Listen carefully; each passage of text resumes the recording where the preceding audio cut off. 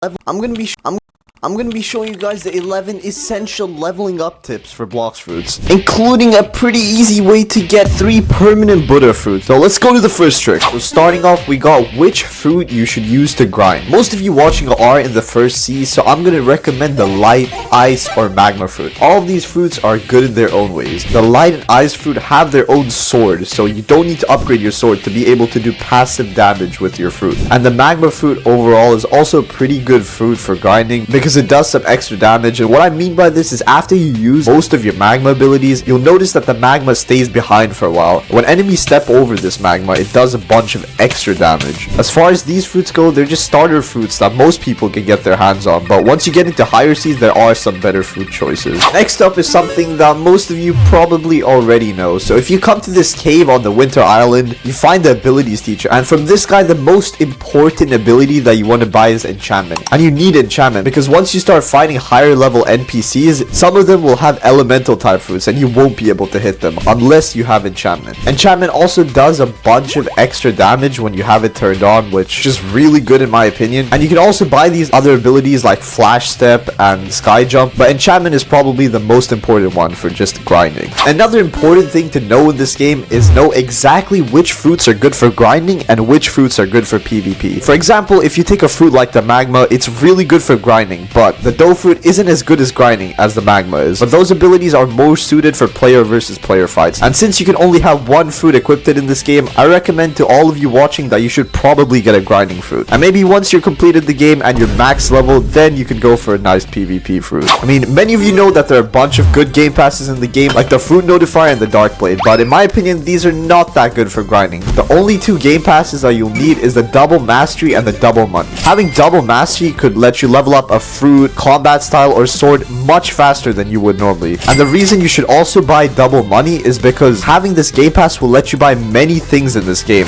So once you get enough money or get a high enough level to unlock the second sea, you should be able to buy the Buddha fruit. Just wait for it to come to the blox fruit dealer, and I recommend that this is the one fruit that you should keep your eye on and buy it as soon as it's available because it is the best fruit in the game for grinding. Once you use the Z ability that it has, transform, it makes your character 800% bigger. And once you get to a much higher level, you can awaken the Buddha, which makes it even better, but we'll get to that later. If you would like to have a permanent Buddha fruit so you can switch it out when you're farming, I'm going to be giving away 3 permanent Buddha fruits. To enter the giveaway, enter your name in the description, like, and subscribe. And once this video hits 1,000 likes, I'll be giving it away in the next video. This one is something that most of you watching already know. I'm talking about codes, and codes are a really good way to make your XP farming 10 times easier. There are a lot of codes, you can just search them up. I'll even link a website in the description. And most of the codes in this game give you double experience for a limited amount of time. And I'm sure you all know that double experience makes it so much faster to level up. And if you combine all of these codes, you should have at least 5 hours of double XP. And this is enough to finish a lot of islands. This next trick is something that I wish somebody told me when I was still in the first sea. So when you're in a boss quest and after you kill it, it takes 20 minutes for the boss to respawn. And a much faster way to kill that boss again instead of just waiting 20 minutes is to server hop. And what is server hopping, you might be asking? So you click this thing and you just join a new server, and there's a pretty good chance that the same boss should be right there. This makes it much faster to grind XP because the boss quest from an NPC gives you way more than the other quests. And if you want to guarantee that when you're server hopping you don't join the same server again, you just have to block someone from your game before you do it. And also because nobody wants to pay 50 Robux to just respawn a boss. Another thing is to remember to always use the correct fighting style because there's a huge difference between the default fighting style and water kung fu. After buying your enchantment, the only thing that you want to save up for is water kung fu. Water kung fu is probably the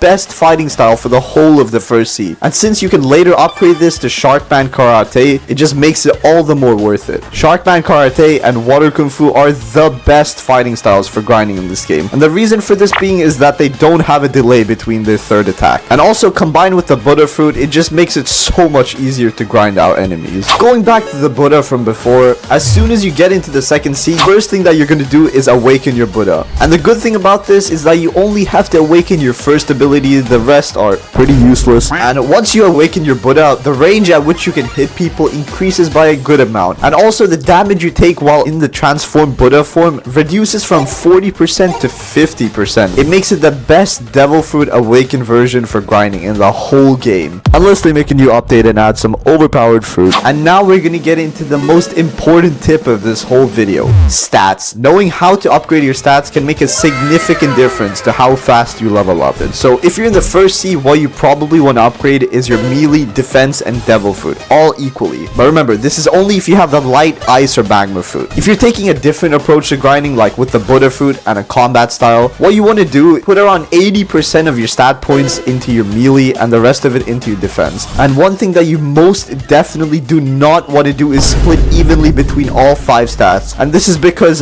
the gun is utter trash. Welcome to a